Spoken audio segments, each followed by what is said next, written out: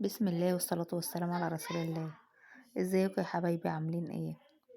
اظن مفيش حد ما بيحبش الحواوشي بتاع بره.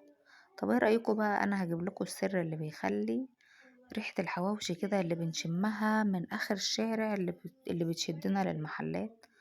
بس طبعا لو ببلاش ما نشتريهوش من المحلات. زي ما انت شايفة ومستوي مظبوط وهنعمله بكل سهولة. اول حاجة كده انا معايا بصلتين كبار وفلفل بارد وحار. ودي كده حتة من الدهن، ودي السر اللي بيخلي ريحة الحواوشي قلب الدنيا. حتة دهن بقى، عندك حتة دوش ويا سلام لو حتة ليا. بفرم كل الكلام ده كده في الكبة. لو طبعا ما عندكيش كبة هتشتغلي في المبشرة عادي جدا، لكن انا مش عايزاه متقطع بالسكينة، انا عايزاه مبشور ناعم. والكمية دي مش كبيرة خالص على اللحمة. والمناسبة دول نص كيلو بس من اللحمة، وشفته في أول الفيديو كان عامل لنا كمية محترمة. يعني النهاردة توفير ونظافة، ولا بقى تشتري أكل من برا ولا أي حاجة، وخصوصا الأكلات اللي زي دي اللي مش بتبقى مضمونة خالص. وهقولك كمان دلوقتي على سر اللي بيخلي اللحمة بتاعت الحواوشي هشة كده، وتحسي ان اللحمة فيها هوا. بالظبط كده هوا، بتحسي ان الرغيف الحواوشي اللي الولاد بيجيبوه من بره، تحسي ان اللحمة منفوخة، متعرفيش من ايه، تبقى كلها بصل. هو طبعا المفروض الحواوشي كل ما عايزاه يبقى مسكر اكتر حطي نفس كمية اللحمة بصل، لكن بما ان البصل غالي طبعا فانا هو حطيت بصلتين. دي بقى المكون السحري بتاع الكفتة وبتاع الحواوشي وبتاع أي لحوم. نص معلقة البيكنج باودر دي بتودي الحواوشي في حتة تانية. التوابل طبعا اللي انتي بتحبيها، انا بحب احط له 7 بهارات وفلفل اسمر وقرفة وجنزبيل ورشة الكزبرة. 7 بهارات وفلفل اسمر وقرفة وجنزبيل والكزبرة، وطبعا بنظبط الملح.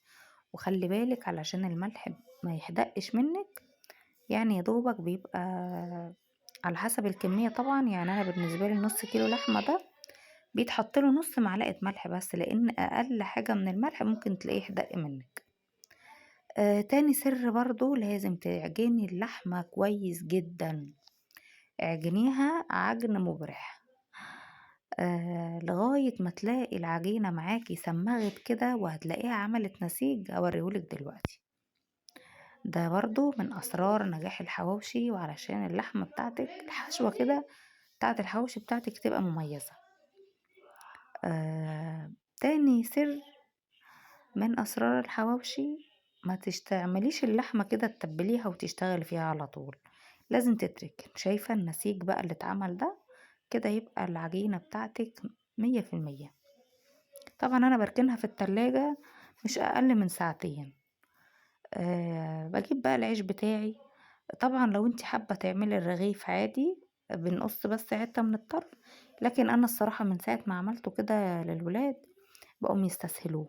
الساندوتش كده بيمسكوه علشان بيحبوا يفتحوه بقى ويحطوا جواه كاتشب ومايونيز وكده، فبالنسبة لهم وهو مقسوم كده اسهل. زي ما انت شايفة بقى، اهم حاجة تضغطي كويس كده وتبقي مالية الطروف، علشان لما يجي يلم منك تلاقي اللحمة ما تبقاش الطروف فضيت.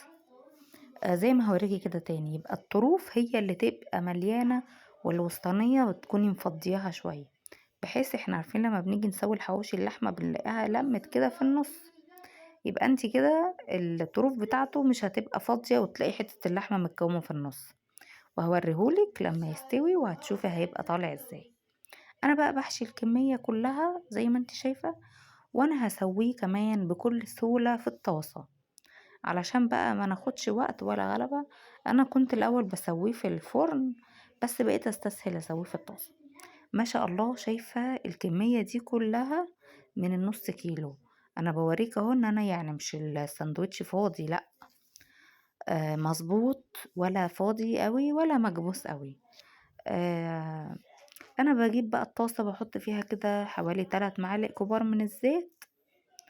الطاسة تسخن كويس نخلي النار وسط علشان الحواوشي تلاقيه مقرمش كده من بره، وفي نفس الوقت عايزين اللحمة تستوي من جوه، ما نلاقيش الساندوتش اتحرق من بره واللحم زي ما هو ني.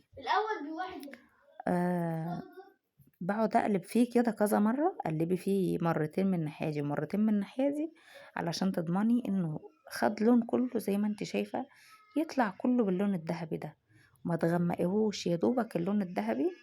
لو انت بتسويه على نار وسط هتعرفي تطلعي اللون ده، لكن لو النار حامية هتلاقي لونه غمق منك واللحمة من جوه هتلاقيها نية. اظن مفيش اسهل من كده، حاجة نظيفة. انتي عارفة اللحمة شكلها ايه؟ طبعا احنا كلنا عارفين ان اللحوم اللي من بره دي استحالة تتجاب. اتمنى اكون فدتك لو بمعلومة بسيطة. انا كده خلصت النهاردة. طريقة سهلة وبسيطة، مفيش اجمل من كده. اتمنى لو عجبتك الطريقة بتاعتي ما تنسيش تدعمني بلايك. بحبكم في الله، والسلام عليكم ورحمة الله وبركاته.